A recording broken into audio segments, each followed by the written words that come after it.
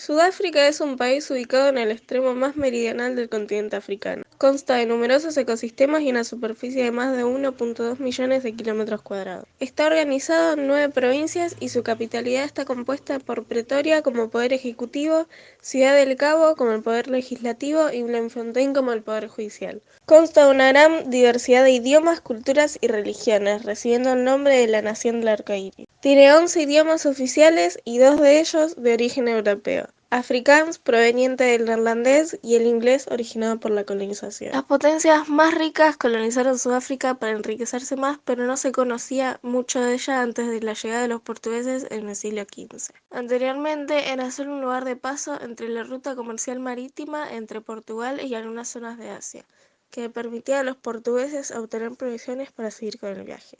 En 1487, Bartolomé Díaz le dio como nombre Cabo de la Tormenta al primer imperio explorado, para que luego Juan II le diera el nombre de Buena Esperanza. A mediados del siglo XVII, Holanda se especializaba en la agricultura y la cultivación de especies. Por eso, en el siglo XVI, decidieron explorar las tierras africanas para establecerse allí y aumentar la producción.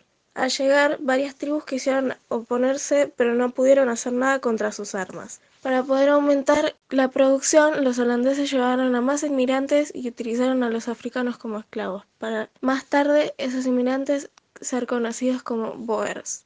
A principios del siglo XIX, los británicos consiguieron el control del Cabo para asegurarse el puerto y manejar las rutas comerciales con India. Descubrieron minas de oro y diamante, llamando la atención de los europeos nuevamente, y por esta razón, holandeses e ingleses se disputaron en el gobierno de Sudáfrica durante décadas, para luego, en 1902, firmar un tratado de paz que dejaba de lado a pueblos indígenas que no obtuvieran una representación plena, hasta más adelante siendo subordinado a la corona británica hasta 1962, cuando se constituyó oficialmente la República de África desvinculada del Reino Unido, concluyendo con el tratado, comenzando una nueva época. Sin embargo, los colonos seguían al poder. En 1896 surgió el apartheid, que era un sistema político que otorgaba privilegios a la población blanca y discriminaba a la población negra, que tenían menos derechos. Algunas de las leyes impuestas por este sistema fueron la barrera de color, que consistía en la separación de la vida cotidiana por raza, el voto exclusivo para los blancos, la restricción del tránsito para los negros, la prohibición del casamiento entre razas y la discriminación en el sector obrero. En 1910 se aprobó la Constitución de la Unión Sudafricana, que estaba conformada por colonias británicas que apoyaban la política del nazismo y querían mantener el poder de los blancos. Además, su economía se basaba en sus fértiles tierras. Debido a las leyes raciales, muchos países le dieron la espalda a Sudáfrica. Las Naciones Unidas reclamaban el fin de apartheid y bloqueó los acuerdos económicos de Sudáfrica, además de eliminarlo de los Juegos Olímpicos con el objetivo de presionar al gobierno. Por otro lado, los territorios más fértiles fueron dados a la población blanca, que representaba un 20% de la población, mientras que los negros representaban el porcentaje restante. Estos dos grupos se dividían en dos valles: el Valle de los Negros, que estaban sobrepoblados debido al poco territorio, y se mantenían gracias a la agricultura y la mano de obra barata, mientras que los valles de los Blancos explotaban sus tierras con la minería y agricultura. Las industrias empezaron a utilizar más mano de obra barata de parte de los africanos para ahorrarse costos y generar más materia prima, que mantenía la economía. Esto causó diferencias raciales entre los asalariados. Las tensiones constantes por las escasas condiciones de trabajo y el bajo salario provocó un estallido entre los trabajadores. Decididos a tomar medidas de acción directa, hicieron en 1946 una huelga, caracterizada por su violencia y que además quedó marcada en la historia. Este acto se hizo con la desventaja de la ley urbana nativa. Esta era una ley para la sumisión de la participación política de los africanos. El nacionalismo afrikaner, que estaba conformado por una sociedad secreta llamada Broederpot, y el Partido Nacional, tenía la idea que los afrikaners, que provenían de un pueblo étnico neerlandés, era un pueblo elegido. Estos, en 1948, triunfaron en las elecciones y rompieron la antigua economía liberal, imponiendo el proteccionismo que protegía las industrias nacionales. Tras recuperarse de la crisis por la caída del precio del oro, gracias al capital extranjero y al racismo, volvieron al poder con más leyes crueles y racistas.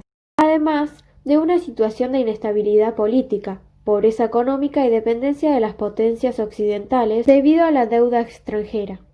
Como consecuencia, el Congreso Nacional Africano, o la CNA, que era una organización creada con el objetivo de garantizar la vida de la sociedad, comenzó una lucha contra el apartheid en Sudáfrica, junto con un esfuerzo colectivo que luchaba por los derechos políticos de los sudafricanos. Estuvo protagonizada por una amplia y anónima mayoría negra, orientada por dirigentes de su misma raza, entre ellos Nelson Mandela, además de algunos políticos blancos. Tras las huelgas y otros actos de desobediencia civil, Mandela obtuvo mayor popularidad por parte del pueblo y del gobierno. Luego, creó el primer estudio jurídico de gente negra. Estas posturas hicieron que el gobierno lo acusara de comunista y traidor. Más tarde, llevaron a Mandela tras las rejas en 1964 por casi 3 décadas. Este acontecimiento fue conocido como el proceso de Rivonia. Gracias a esto, en la cárcel Mandela obtuvo popularidad y sabiduría por sus actos. En la época de los 90, los sudafricanos blancos recapacitaron de la mano de la presidencia de Frederick de Klerk, quien liberó a Mandela de prisión luego de 27 años. Contribuyó a ponerle fin al apartheid junto con la Carta de la Libertad, que consistía en una denuncia por sus leyes raciales. En 1994, junto con otros miembros, logró despojar de ese cruel sistema y finalmente, del 26 al 29 de abril, los sudafricanos tuvieron el derecho al voto.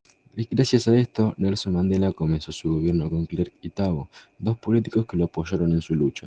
Más tarde, en 1993, Mandela y Klerk compartieron el Premio Nobel de la Paz por sus esfuerzos para establecer la democracia y la armonía racial en Sudáfrica. El gobierno de Mandela protegía la integración del país, pero la economía estaba muy destruida, ya que contaba con una gran cifra de desempleo que perjudicó la industrialización, que era el soporte económico, y además la discriminación que seguía su curso. Finalmente, en 1990 se retiró del mandato. Sudáfrica actualmente trata de con las consecuencias del sistema anterior tanto en lo económico como en lo social, lo político y lo moral.